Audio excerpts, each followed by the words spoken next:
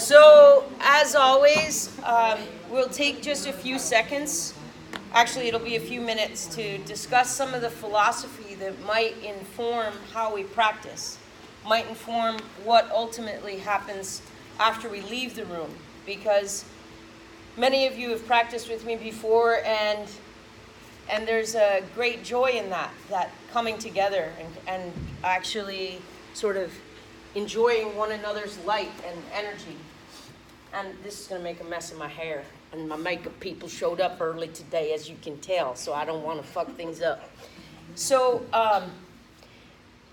one of the things, I brought my little tiny, what would you call this?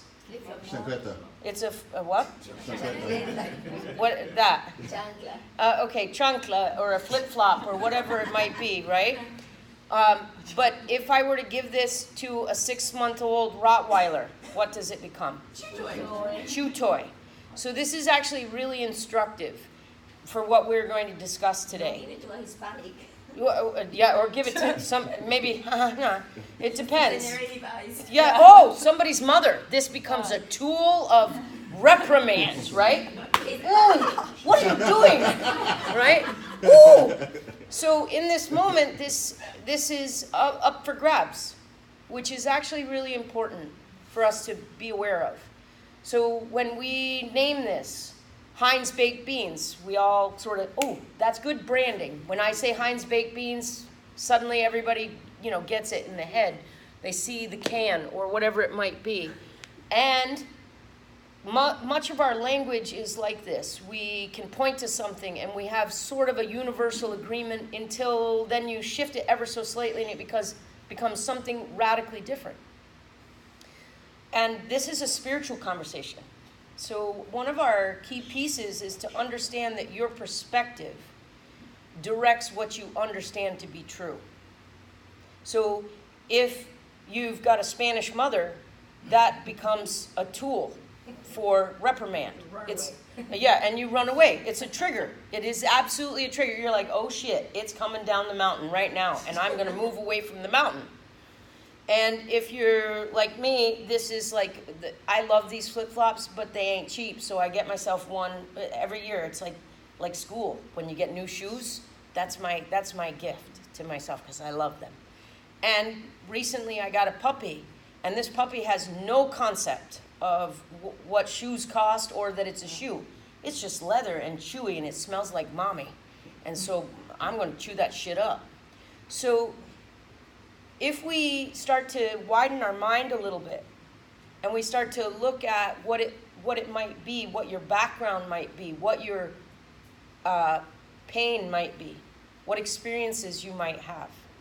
And I talk about this a little bit. As I've matured, I have slowly started to move toward what I would call the work of observation without evaluation.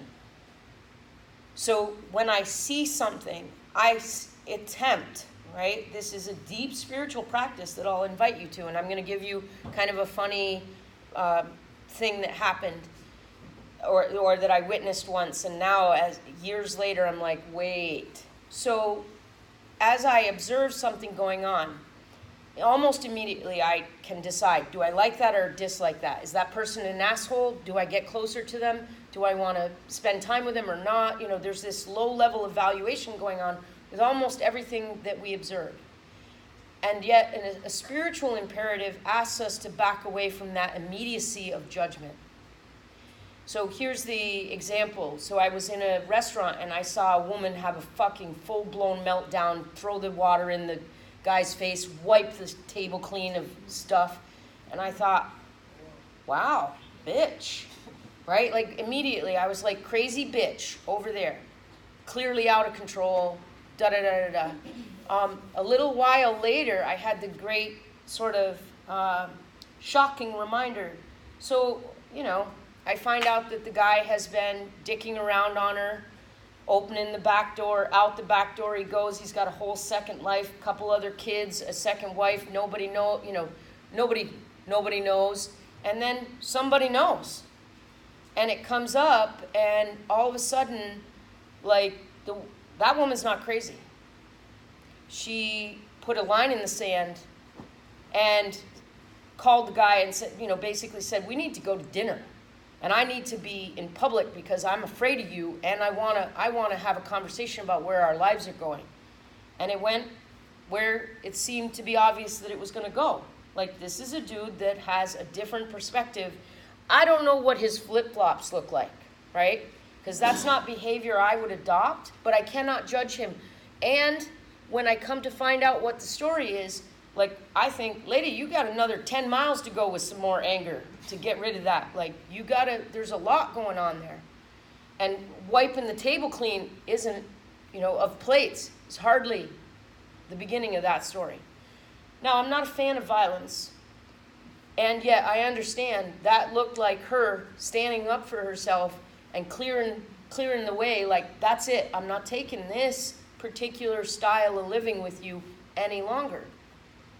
So in the moment that I was like, ooh, crazy bitch, I should have been like, and if I wanted to be really elegant, I would like standing ovation, right? So is it a flip-flop? Is it a tool for a Spanish mother? Is it a chew toy for a child? We don't know. Because the backstory is not something that we have immediate access to. And one of the areas of study that I'm really immersed in right now is there's a thing called adverse childhood experiences. We all have them. It's what degree and how continuously. So the more you have and the more continuous it's been, the more kind of crooked you're going to be in relation to what's going on in the world. And we don't see those ACEs. What we see is the behavior now. And what I'll encourage you to do as we practice today is think like, what comes up for me when the Spanish mom comes at me with the flip-flop? Because here's where we have to go. In the background of that mother, like, this flip-flop is a tool to keep that child safe. I crack the flip-flop when I see my child out of control. Now, I don't know that that's the best answer to out-of-control children, right? And yet, part of our work is to come into that space of stepping back, being available to hear what the story might be, not broadcasting onto that person, transferring like our assessment of their behavior, because their behavior is the culmination of their entire life. And here's the flip-flop of this. Haha, I didn't mean to do that, but that's pretty funny. Is you're on the mat today to develop the fullness of your being in such a way that you radiate love, that you address your ACEs, that you step into your own shit and your own story and you start to fix it. You show up for what was awkward when you were a kid, and you remember those moments.